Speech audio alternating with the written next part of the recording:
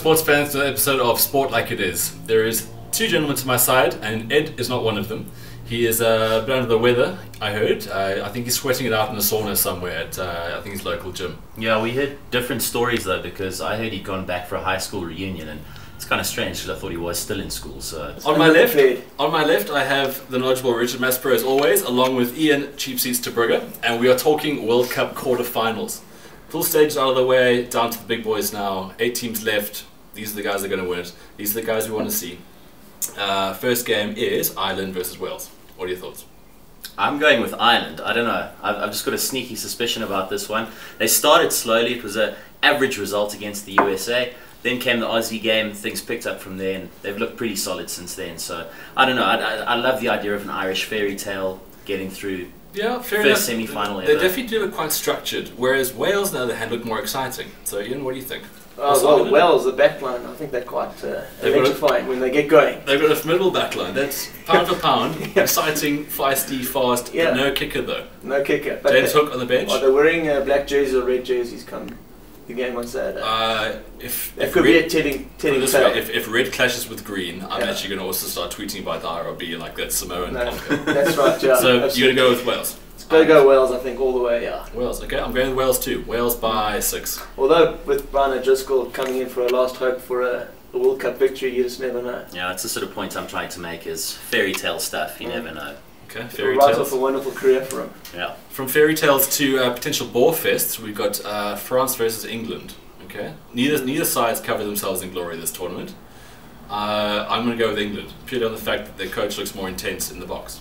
Yeah, I think so as well. I mean, I saw Martin Johnson today talk about he doesn't know which French side is going to rock up, and as such, he can't really plan accordingly. And, you understand to a certain degree that it's an unpredictable team that they're playing. But that being said, they've been absolutely rubbish this tournament. They have been, but all the cliches always come out. Oh, you don't know what's going to happen with the French. They can be, was it basement one day, penthouse the next? But it's a tired cliche. They've looked tired this whole tournament. Yeah. So, I mean, they said they're going to feel the B side against the All Blacks. It's the same side coming out this weekend. So well, they're all going against their coach, man. They just don't like their coach, to be blunt. I know, it's like, it's like FIFA 2010 all over again.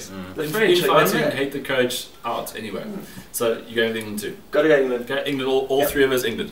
Then, the big one. Now, I am so nervous about this game. I've got my beard for the Bokke.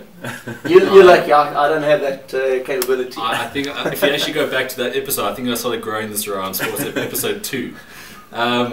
So this is a big one. I'm going to New Zealand on the 19th, and if I get there and the box are not there, I'm going to be quite upset. So I'm going to be watching this. I'm actually going to be a mess. So I'm just going to let you guys talk about it. I'm a mess even talking about it. Well, I think the big point is, I think we're all saying a win's a win, but when is a win is a win. But at some point we have to have a very, very convincing win, and I don't think we've done so. Outside of who the hell did we play? Yeah, I think it's complete bollocks. It's the quarterfinals. One point's good enough. Read the cliche book. You lost me a long time ago. Please, okay. I had a bit of a Bob Skinson moment. Come on, seriously. Okay, Richard, to you. I don't know. I mean, it's experience versus inexperience. It's the Bulls halfback pairing against the Reds halfback pairing. I mean, it's can we keep Quade Cooper and Will Genia quiet? There's a lot of questions to be asked. It's a young and exciting Wallabies side. It's an experienced Bok team. Which is going to come up trumps? And on this occasion, I'm going with the Bok team. I think they've got as good a shot as any to do it and to go further in the competition. And I'm with you as well. I'm also a little bit stuffed if the Boks get knocked out. Yeah, it's going to take the jam out of a lot of people's donuts. But the whole thing is, the Boks have a great structure. They've got the best bench in the World Cup. There's no doubt about it. They've probably got better players on the bench. No beach this weekend coming in. Yeah, interesting ploy, but at the same time, Guthrie, I think, is our starting loose head. I think I'm not a fan of talking about front rows because I wasn't a prop, believe it or not. Hard to believe though. Yeah, but CJ on the bench. I mean, I would CJ on the bench. Yeah. Beast would have been more of an impact player than him. But I don't know. It's just the frailty that we have on the tight head if there's no CJ backup, because John is not going to become tight head. And no Buckies, of course. Bucky's out, probably gone for the whole tournament. It's a big shame, but Donnie's playing the rugby of his life, so we're not losing a hell of a lot there. Jean de Villiers, big game for him. Key. Well, massive game, yeah. And to get through it, actually. Well, it's to get through it as well. And then, for me, the biggest worry against the Aussies is Quade Cooper, Justin Obieva, and Kurtley Beale. Those three guys, they're bloody exciting. They always do well against the Boks. So Pocock?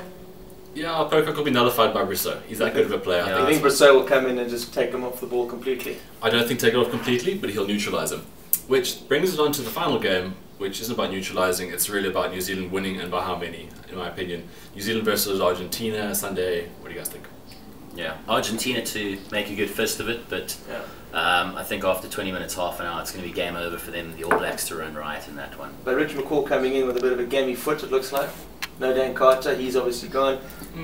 Kiwi's going to make a big statement? I think so. Yeah, I reckon they could beat Argentina side with me at fly half. I don't know. It's a fair point. It's a fair point. Catch us on the Twitter at Team SLII. Hashtag SLII if you want to bring up some discussion points in the future. Did you have enough eyes? There's only 2 eyes. Yeah, was it? that's great. And of course, visit our website, slii.co.za, where you can find all the previous episodes, and of course, catch us back next week. Go Boca. Cheers.